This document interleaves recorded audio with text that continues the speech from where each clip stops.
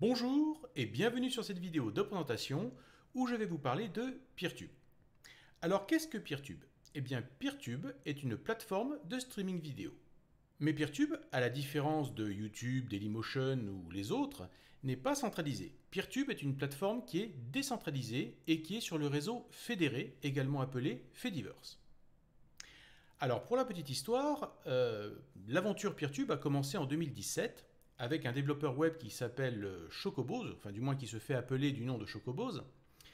Et c'est en fait Framasoft, une association qui défend le logiciel libre, qui a décidé de récupérer donc ce développeur web, de le financer afin qu'il puisse développer Peertube plus amplement, en particulier au niveau de son interface. Et donc cela a permis à Peertube de prendre son envol, et la première version bêta de Peertube est apparue donc en 2018, et plus exactement en mars 2018. Donc vous voyez que c'est un projet qui est tout récent, mais qui cependant, vous allez le voir, a pris déjà sérieusement de l'ampleur. Alors cette vidéo va être en deux parties. La première partie, je vais vous expliquer le côté théorique, et puis ensuite après, on va aller faire un petit tour sur Peertube pour voir comment ça fonctionne en vrai. Commençons déjà par comparer une plateforme comme YouTube, qui elle est centralisée, où donc chacun va regarder sur un serveur les différentes vidéos qui s'y trouvent. Donc toutes les vidéos sont stockées au même endroit, et tout le monde bénéficie de la même bande passante, du moins tant que la neutralité du net est respectée, et chacun peut donc regarder sur cette plateforme la vidéo qu'il souhaite. Maintenant, regardons comment fonctionne Peertube. Si vous avez regardé la vidéo que j'ai faite sur Mastodon, eh bien, vous n'allez pas être dépaysé parce que le principe est le même puisque Mastodon est également sur le réseau fédéré. Donc ici, nous n'avons pas une instance, mais plusieurs instances de Peertube. Ça veut dire quoi? Ça veut dire que vous pouvez, si vous voulez, créer votre propre instance de Peertube et héberger vous-même vos vidéos. Mais pour que vos vidéos soient vues par d'autres, eh bien, il faut que votre instance soit fédérée par d'autres instances, et ainsi, chacun peut voir les vidéos qui sont sur les autres instances du réseau fédéré. On va prendre un exemple. Ici, nous avons Alice et Eric qui ont créé un compte sur l'instance A. Et nous avons Paul qui a créé un compte, lui, sur l'instance B. Si Alice et Eric postent une vidéo sur l'instance A, Paul pourra voir cette vidéo même si elle n'est pas sur l'instance B, parce que l'instance B va fédérer l'instance A. Le problème ici, c'est que vous vous doutez bien que ces différentes instances n'ont pas la puissance de bande passante qu'a une plateforme comme YouTube. Donc s'il y avait beaucoup d'utilisateurs sur l'instance A ou beaucoup d'utilisateurs sur l'instance B, eh bien peut-être que cette instance ne serait pas capable de distribuer une vidéo à tout le monde et qu'il y aurait des problèmes de lag, voire l'impossibilité de voir certaines vidéos qui sont trop populaires. Pour parer à ce problème, une autre technologie a été ajoutée au réseau fédéré. C'est la technologie WebTorrent. Si vous avez déjà fait du téléchargement de torrent, vous savez que lorsque vous téléchargez quelque chose, eh bien, vous le partagez automatiquement avec les autres qui se trouvent sur le réseau Internet. La technologie WebTorrent fonctionne de la même façon, car elle est intégrée à votre navigateur Internet. Donc si vous regardez une vidéo avec votre navigateur préféré, eh bien sachez que donc votre navigateur, pour la plupart, intègre la technologie WebTorrent. Et donc ici, Paul va regarder une vidéo et va, de ce fait, automatiquement la partager avec Jacques. Donc Jacques, ici, comme vous le voyez, n'est pas en train de regarder la vidéo en passant par l'instance B, mais la regarde en passant par Paul, qui partage la vidéo qu'il est en train de regarder. Tout ceci se faisant absolument automatiquement. Il n'y a aucune nécessité pour Paul d'indiquer qu'il veut partager la vidéo. Ceci se fait automatiquement. À son tour, Jacques, qui est en train de regarder cette vidéo, eh bien, la partage également avec les autres. Et donc Thomas peut regarder également cette vidéo en passant par Jacques. Et ainsi de suite pour Stéphane. Mais vous voyez qu'ici, Thomas et Stéphane sont également sur une instance qui fédère l'instance A. Mais pourtant, ils vont regarder la vidéo à travers le WebTorrent partagé par Jacques et par Paul, et ainsi alléger la bande passante des différentes instances sur le réseau. Donc la technologie WebTorrent ici a une grande importance puisque c'est principalement cette technologie qui va permettre aux vidéos d'être diffusées sur le réseau. Cependant, il y a une chose importante à savoir. C'est que ici, Paul est en train non seulement de diffuser la vidéo à Jacques, mais il diffuse également son adresse IP. Ça veut dire quoi? Ça veut dire que Jacques sera capable d'identifier Paul et sera également capable de savoir quelle vidéo il est en train de regarder. Donc si vous souhaitez avoir un petit peu d'anonymat lorsque vous regardez des vidéos sur Peertube, je vous conseille d'utiliser soit un VPN, soit aussi le réseau Tor si on veut aller plus loin. Donc ça, c'est quelque chose de très important à se rappeler. Ici, Jacques, Thomas, Stéphane et Paul sont totalement capables de voir les IP de chacun et sont totalement capables de savoir qu'est-ce que chacun est en train de regarder comme vidéo. Donc on ne peut pas dire que Peertube permet d'empêcher le tracking des vidéos que vous regardez et de protéger l'anonymat. Ce n'est pas totalement vrai. Alors ici, la question se pose, par exemple, imaginons que sur une instance B soit posté un film qui est donc protégé par les lois de copyright et que donc Jacques, à son tour, regarde cette vidéo à travers Paul, eh bien, il est fort possible peut-être qu'un jour, l'Adopi s'intéresse à la technologie WebTorrent et considère ça comme du partage illégal donc, de films. Donc attention, Peertube ne vous protège pas pour autant des lois concernant les copyrights. Alors, dans un monde idéal, vous voyez qu'ici, toutes les instances fédèrent toutes les autres instances. Ça, ce serait dans un monde idéal. La vérité, c'est que ça ne se passe pas comme ça. La réalité ressemble plus à ça. C'est-à-dire que chaque instance peut choisir ou non de fédérer d'autres instances. Ça veut dire que chaque personne qui a créé une instance peut en censurer d'autres.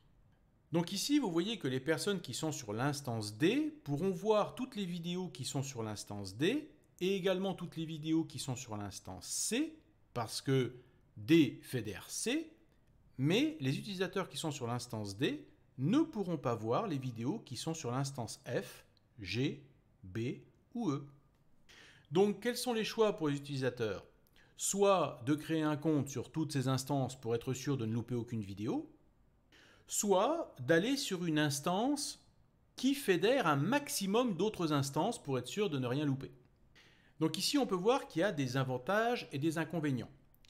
C'est pour cela que, personnellement, je ne suis pas très fan des réseaux fédérés, même si je pense que c'est une étape intéressante et certainement une étape importante qui nous mènera vers les réseaux distribués. Mais ici, je trouve que le mot réseau fédéré est mal choisi. Pour moi, ceci est plus un réseau fragmenté, c'est-à-dire qu'on a pris un noyau et on l'a fragmenté en plusieurs petits noyaux. Mais le problème de la censure reste. À la différence que, comme pour Mastodon, vous allez choisir qui va être votre censeur, ou vous allez même pouvoir être votre propre censeur en créant votre propre instance de Peertube. Donc ce sera à vous de choisir l'instance de Peertube qui vous convient le mieux, ou de créer la vôtre pour créer vos propres règles de censure sur votre instance. Alors maintenant, voyons pourquoi l'instance D n'a pas voulu fédérer les autres instances. Quelles pourraient être les raisons de ne pas avoir fédéré les autres instances? Et également, pourquoi l'instance D, par exemple, refuserait elle-même d'héberger certaines vidéos, puisque les instances peuvent être ouvertes à d'autres utilisateurs qui peuvent poster des vidéos sur l'instance D. Alors les raisons peuvent être multiples. La première, c'est la légalité. En fonction du pays dans lequel se trouve l'instance, elle va être sous le coup de la loi du pays sur lequel elle est. Donc, si vous avez des vidéos qui sont postées sur votre instance qui enfreignent la loi de votre pays, ou si vous fédérez des instances qui ont des vidéos qui enfreignent les lois de votre pays, vous avez toutes les chances de tomber sur le coup de la loi. Donc, pour être sûr d'être dans la légalité, bien souvent, les détenteurs d'une instance Peertube vont éviter de fédérer trop d'instances parce que ça va être très difficile à modérer. Plus il y aura d'instances fédérées, plus il y a des risques que votre instance se mette à diffuser des vidéos qui ne seront pas légales dans votre pays.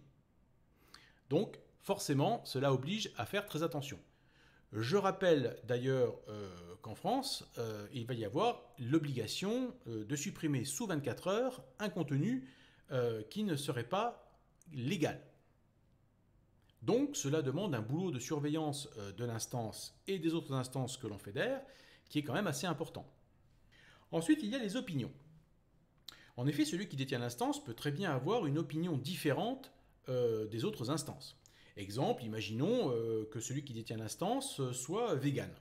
Il est vegan, eh bien forcément, il ne va peut-être pas forcément vouloir que sur son instance, il y ait des tutos qui montrent comment faire une entrecôte à l'échalote. Alors bien sûr, j'exagère un petit peu, mais les opinions de la personne qui détient l'instance va forcément jouer un rôle dans ce qu'elle va vouloir censurer ou non. Ensuite, il y a la spécialisation.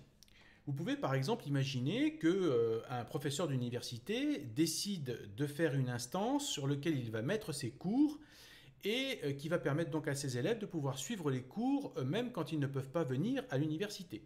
Ce qui peut être extrêmement intéressant. Je pense que là, par exemple, c'est une utilisation vraiment très intéressante, surtout que les cours universitaires en vidéo se multiplient de plus en plus. Hein. Les cours par streaming de vidéo deviennent de plus en plus populaires et c'est très pratique pour les étudiants.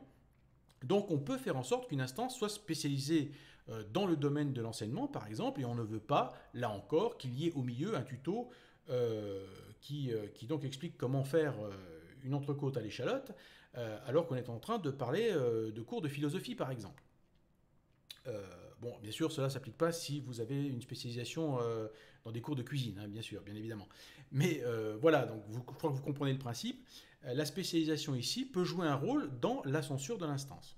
Et puis enfin, il y a l'autocensure. C'est-à-dire que parfois, eh bien, les gens vont se censurer eux-mêmes, même s'ils sont dans la légalité, même si leurs opinions ne sont pas en jeu, mais ils vont s'auto-censurer, auto-censurer leur instance et peut-être éviter de fédérer d'autres instances dans la peur de ne pas être politiquement correct et de risquer eh bien, les critiques, le harcèlement sur Internet, etc. etc.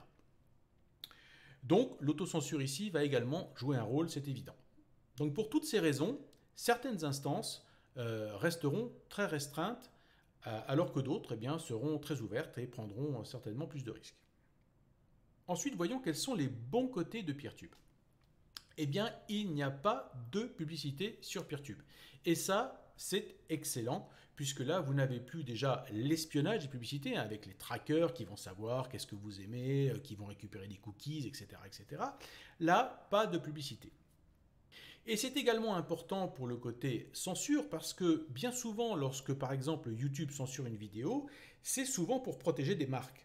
Parce que leur business model est basé sur la publicité. Donc forcément, ils vont protéger les marques de toute critique de façon à ne pas tuer la poule aux œufs d'or que sont les publicitaires. Comme dit le dicton, on ne mord pas la main de celui qui vous nourrit. Donc cette contrainte n'est pas sur Peertube. Vous pouvez critiquer des marques sur Peertube. Ceci étant dit, rien n'empêche les marques de vous faire un petit procès si vous poussez un petit peu loin le bouchon. Mais disons que vous avez beaucoup moins de chances sur Peertube de vous faire censurer. Ensuite, Peertube est open source. Ça veut dire que n'importe qui peut aller voir le code qui se trouve dans Peertube et qui permet de le faire fonctionner, et ainsi voir s'il n'y a pas du code malicieux à l'intérieur, quelque chose qui pourrait vous porter préjudice. Ceci étant dit, ce n'est pas parce que c'est open source que cela garantit que toutes les instances sont clean. Rien ne vous dit qu'un développeur n'a pas modifié le code source et l'a compilé pour lui, à sa sauce, pour faire sa propre instance, et qu'il ait mis dedans quelques petits trackers qui vont permettre d'avoir des statistiques sur qui regarde quoi. Donc c'est bien que ce soit open source, mais ça ne garantit pas que toutes les instances sont basées sur cette source. Ensuite, eh bien, Peertube est libre et indépendant. Et ça, c'est le point le plus important. Comme pour le problème de la publicité, il n'y a pas quoi que ce soit qui lie Peertube à des entreprises, à des intérêts particuliers. Peertube est libre et indépendant. Et vous pouvez en faire ce que vous voulez.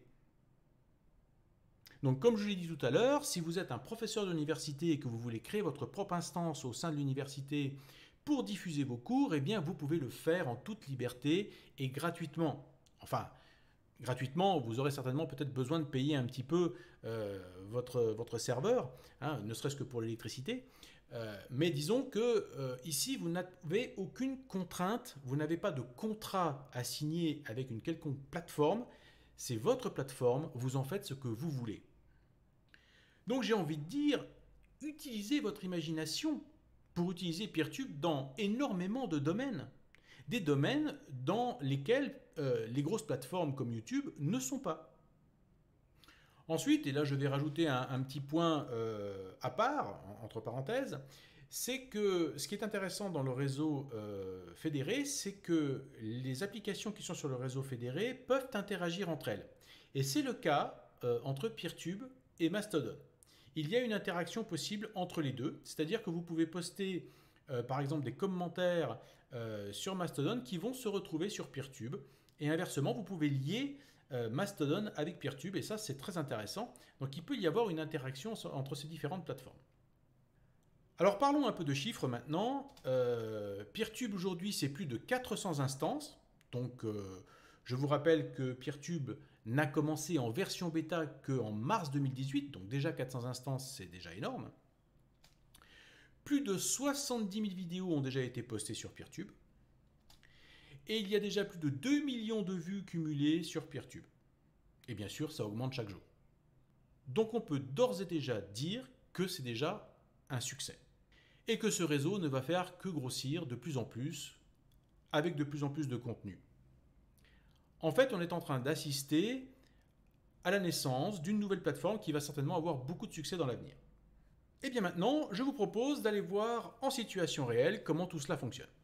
Alors pour commencer notre voyage dans le Fediverse, je vous invite à aller tout d'abord sur le site joinpeertube.org. Je mettrai le lien dans la description de la vidéo. Et si vous souhaitez donc soutenir ce projet, eh bien vous pouvez le faire sur cette page en cliquant sur le bouton ici « Soutenir » et en donnant quelques euros qui aideront les développeurs à continuer ce projet et à le propulser encore plus rapidement pour que chacun puisse en profiter. Alors ce qui est intéressant sur ce site internet, c'est que nous avons ici en bas une liste des différentes instances de Peertube qui sont présentes, une liste non exhaustive d'ailleurs. Alors ce que l'on peut remarquer dans cette liste, qui est très intéressante, c'est que nous avons déjà une description de chaque instance. Et nous voyons que certaines instances sont spécialisées dans un domaine particulier. Donc comme par exemple cette instance ici, goutte d'eau, et vous voyez dans la description qu'il est marqué « Goutte d'eau est une instance Peertube fédérée autour du thème de l'énergie, la transition écologique et plus généralement des sciences ». Donc vous voyez ici qu'on a affaire donc à une instance totalement spécialisée comme je vous l'ai expliqué précédemment. Autre chose qui est très intéressant dans cette liste, c'est que nous avons des détails sur combien il y a déjà d'abonnés sur cette instance. Ça peut être intéressant parce que plus il y a d'abonnés sur une instance, plus cela veut dire que cette instance sera sollicitée par les abonnés, qui vont bien sûr prendre de la bande passante. Alors là, il faut espérer que l'instance soit capable de supporter beaucoup d'abonnés. En particulier, nous allons le voir tout à l'heure, si certains abonnés ont désiré ne pas utiliser la technologie WebTorrent pour alléger la bande passante. Nous avons également dans ce détail le nombre d'instances qui sont suivies par cette instance, c'est-à-dire qui sont fédérées par cette instance. On voit ici par exemple que la première ici fédère 532 autres instances, donc nous avons des chances d'avoir beaucoup de vidéos qui viennent de toutes les autres instances de Peertube. Alors que vous pouvez voir par exemple que sur celle-ci qui est ici, nous n'avons que 375 instances qui sont fédérées par cette instance. Et parfois nous avons beaucoup moins. Par exemple ici nous avons sur Vision on TV par exemple une seule instance qui est fédérée. Donc en fait vous voyez que ici le choix de chaque instance est vraiment très très différente. Et donc nous n'avons pas du tout le même résultat, nous allons le voir d'ailleurs tout à l'heure, d'une instance à une autre, nous n'aurons pas les mêmes vidéos qui seront sur l'instance.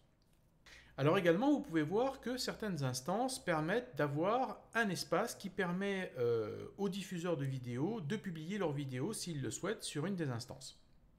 Alors vous vous rendez bien compte que la plupart de ceux qui détiennent les instances n'ont pas des serveurs aussi gros que ceux de YouTube et donc sont obligés de limiter la quantité de données qu'ils octroient à chaque utilisateur de leur instance. Donc un quota. Et ce quota ici est indiqué, par exemple ici vous avez un quota de 1000 mégas par utilisateur, ici vous avez 5 gigas, vous avez également certaines instances qui n'ont pas du tout de quota, sans limite. Mais j'imagine que tôt ou tard, forcément, ça risque de poser quelques problèmes à ceux qui hébergent l'instance. Parce que bien sûr, vous vous rendez compte qu'un serveur, eh bien, ça coûte quand même de l'argent. Héberger de grandes quantités de données, ça coûte de l'argent. Et donc, d'une façon ou d'une autre, il faut financer les serveurs qui hébergent les instances. Donc si vous voulez publier des vidéos sur une instance Peertube, regardez bien d'abord quelle est la place qui vous est réservée pour pouvoir le faire. Car vous risquez d'être très vite limité. Comme par exemple, on voit 1 giga par utilisateur, ça ne fait pas beaucoup, parce que les vidéos, forcément, ça prend très vite beaucoup de place. Ok, alors, on va commencer par voir un petit peu les différences qu'il y a. Commençons déjà par la première instance, qui est l'instance de Framatube. Comme vous pouvez le voir, on a un bouton qui permet de se connecter, mais on n'a pas de bouton qui permet de créer un compte. En effet, certaines instances permettent de créer des comptes sur leur instance pour les utilisateurs, et d'autres ne le permettent pas forcément. Ensuite, nous retrouvons ici en dessous quelque chose que l'on retrouve également dans Mastodon, c'est-à-dire la possibilité d'avoir une vue d'ensemble. Donc, à la fois ce qu'il y a d'hébergé sur cette instance, mais également ce qui est fédéré par cette instance. Nous avons également les tendances. Alors là, on a exactement le même système que l'on retrouve sur YouTube, c'est-à-dire les vidéos qui sont les plus populaires. Celles qui ont été récemment ajoutées, et celles qui sont locales, c'est-à-dire les vidéos qui ne sont que sur cette instance et qui ont été publiées sur cette instance. Donc vous voyez que c'est très simple, c'est très épuré comme interface, et vraiment pas compliqué à utiliser. Prenons une autre instance. Vous voyez qu'ici le design est différent, donc c'est aussi intéressant de voir que chaque personne qui a fait sa propre instance a également personnalisé son instance avec des couleurs différentes. Vous voyez qu'ici on peut créer un compte, donc il suffit de cliquer sur créer un compte. Donc vous renseignez les différentes informations qui vous sont demandées. Donc là c'est très simple, c'est le même principe que sur Mastodon, c'est-à-dire que vous allez mettre un identifiant qui va être lié au nom de domaine, et donc ça fait un peu comme une adresse email. Vous indiquez également votre adresse email et le mot de passe que vous voulez. Vous indiquez également que vous avez au moins 16 ans. Ensuite, vous verrez que cette instance vous donne quelques informations sur ce qu'elle autorise et ce qu'elle n'autorise pas. Donc là également, c'est intéressant d'aller voir et de regarder si ça vous convient ou pas. Parce que, vous le savez maintenant, chaque instance a ses propres règles. Est-ce que ces règles vous conviennent? Donc, revenons un petit peu au menu vue d'ensemble. Vous voyez que si je clique sur vue d'ensemble ici, sur cette instance, j'obtiens donc un certain nombre de vidéos qui ont été fédérées par cette instance. Si je vais maintenant sur l'instance goutte d'eau dont j'ai parlé tout à l'heure, et qui est donc spécialisée sur la transition écologique, la transition énergétique, eh bien, vous voyez que si je clique sur vue d'ensemble, j'obtiens quelque chose de totalement différent par rapport à l'instance précédente. Tout simplement parce que celle-ci ne fédère pas du tout la même chose et qu'en plus, elle a décidé d'être spécialisée dans un certain domaine. Donc, vous ne verrez pas ici d'autre chose que des vidéos sur la transition énergétique. Voyons maintenant un petit peu, on va prendre une autre instance sur laquelle j'ai créé un compte. Et vous voyez que je suis identifié. Donc là, vous avez maintenant un nouveau menu qui est apparu, qui est le menu abonnement. Ce menu abonnement, comme sur YouTube, vous permet donc de voir toutes les chaînes auxquelles vous êtes abonné. Vous avez la possibilité donc de mettre en ligne une vidéo très facilement. Vous voyez que beaucoup de formats sont acceptés, MP4, OGV, etc. Les classiques. Et vous pouvez indiquer même la confidentialité de la vidéo, public, privé, etc. Vraiment rien d'extraordinaire ici, on reste dans des choses que l'on connaît déjà sur les plateformes de streaming habituelles. Vous pouvez même importer donc une vidéo qui se trouverait sur une autre plateforme, et donc il suffit de mettre ici son adresse, son URL, et puis voilà, elle sera importée. Ensuite, nous allons voir par exemple donc mon compte. Alors, bien sûr, mon compte, c'est très facile. Vous pouvez changer votre avatar, donc mettre un joli avatar qui vous représente bien. Vous pouvez donc mettre une description. Vous pouvez régler également les notifications que vous allez recevoir, soit à travers votre navigateur Internet, soit par courrier. Vous pouvez bien sûr changer votre mot de passe. Vous pouvez également indiquer comment vont vous être présentées les vidéos qui sont à caractère sensible, c'est-à-dire comme par exemple les vidéos pornographiques. Donc ici, vous pouvez tomber sur des vidéos qui sont effectivement non listées ou floutées, dont les miniatures sont floutées. Et là, vous voyez qu'il est possible d'activer ou non l'utilisation du WebTorrent pour échanger des bouts de vidéo avec les autres, comme il est écrit ici.